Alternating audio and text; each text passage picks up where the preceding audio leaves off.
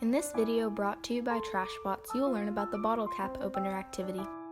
Step 1. Gather your materials. Gather your gears, axles, paper, and Trashbot.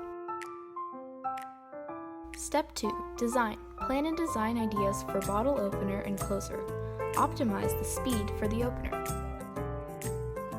Step 3. Build. Based on your designs, build your bottle opener and closer. You may reuse materials. Step 4. Test. Test your bottle opener and closer to see how they work.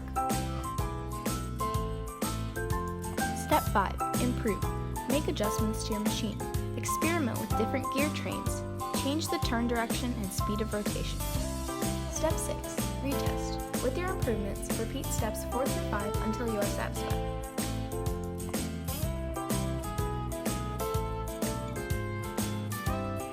Step 7. Compare. With another group, compare your designs and write a list of observations. Step 8. Recap. Reflect on your design, build, and process. What could you do differently?